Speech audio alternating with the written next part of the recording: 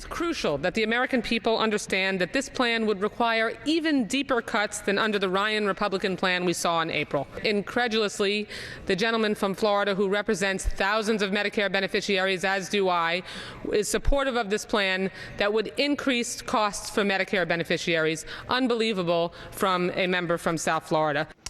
That was Florida Congresswoman Debbie Wasserman Schultz speaking out against the radical cut, cap, and balance bill that passed the House tonight.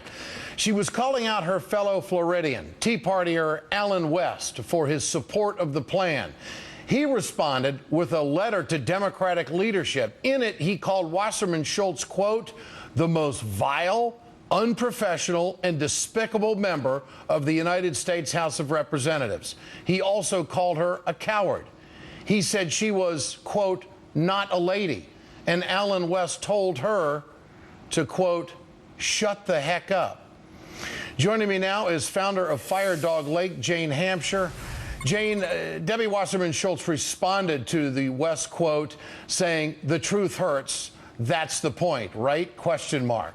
The cuts the GOP are putting forward really are going to hurt a lot of Americans.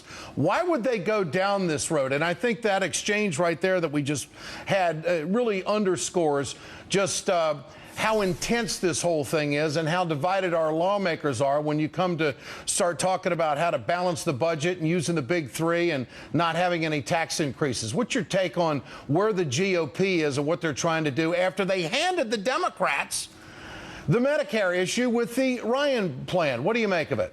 Well, the irony is, Ed, that the Republicans are unable to control the Tea Party members. The banks very much want them to raise the debt ceiling, and the banks, the Chamber of Commerce, pumped a lot of money into getting these Tea Party candidates elected, and they can't control them. They can't get them to support anything. So you're seeing these things break out between, Alan West, whose comments about Debbie Wasserman Schultz were inexcusable, and the Democrats, who feel a responsibility to pass the debt ceiling, increase. Firedoglake, you have got a liberal blog. How is President Obama faring with the people that read your material and go to your website, Jane? I mean, this is pretty dividing stuff for the Democrats, isn't it? Well, today was a really bad day, I would say, for the president, because he officially came out and backed a changed CPI plan for Social Security. I think that you explained to your viewers that a changed CPI effectively means that there will be a benefit decrease for people who are currently on Social Security.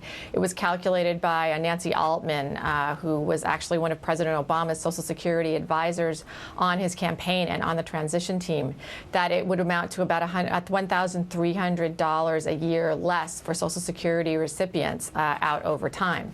So it's pretty drastic. Up until now, people have said, well, he doesn't really back this, or he's only doing this to challenge the Republicans. But today he actually came out and backed it. And it's really unconscionable to ask senior citizens, veterans, the disabled, the elderly, to pick up the tab after this huge hole was punched in the deficit last year when they passed the Bush tax cuts. Basically, they're trying to make up that money. But instead of going to the banks or the insurance companies, they're going to do it on the backs of senior citizens. And it's really a bad thing, and people are not responding well. Given the numbers that are out there, American people feel that they're willing to compromise when it comes to spending cuts. What are they going to be facing if there are entitlement cuts when they go to the polls next November? I mean, is this going to be a lingering issue for Democrats that you can't trust them, and the basers out there are going to get frustrated and do a no-show? Well, you've got to explain to me, Ed, why Mitch McConnell offered the president a deal where there were no cuts and they would do a clean debt ceiling increase, and the president rejected it. He's the one that's insisting now on cuts being made.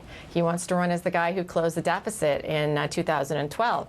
And the Gang of Six deal that he endorsed was very fuzzy on cuts that would be made other places, but very specific in the fact that they were going to go after Social Security and Medicare. So they really are targeting the social safety net to make up for the money that that they gave away to millionaires last year. Pretty it's amazing. Absolutely unconscionable, and it really does destroy fundamentally what the Democratic Party has stood for since Roosevelt and the New Deal. I went to 40 House offices today, and I visited these members of Congress and said, our readers will not support any Democrat or any member of Congress or the president himself if they try and cut Social Security and Medicare benefits. And over on the other side, you got the Tea Partiers on the extreme right saying the same thing to the Republicans in a different manner. Jane Hamsher. Do you really think that it's equivalent, Ed? Do you really think that that's an equivalence? I do. I do think it is. So you think Social Security should be cut by reasonable people? No, I don't. I look, where I stand is that there should be zero cuts because this isn't the problem that we have right now. It's not Social Security, Medicare, and Medicaid. The equivalent of the Tea Party? So I think that the Tea Party is not going to give the Republicans what they want. Boehner's going to eventually come in there and try to cut a deal. Okay, they don't want. The Wall Street is talking to the Republicans. They're saying, "Dude, you guys are screwing up this economy if you do this." And the Tea Partiers, if they hold the line, just like we had the gentleman on, Mr. Phillips, last night, he says they're not going to budge. So I think there is an equal equivalent as to what the liberals are doing over on the far left and what the righties are doing over on the far right. We actually have 4 different factions in all of this right now, and the president's, I guess, trying to make sausage out of it all. It's going to be interesting. I'm glad you're a member of the unreasonable left with us then, Ed. All right. Jane Hamsher, Firedoglake, good to have you with us tonight.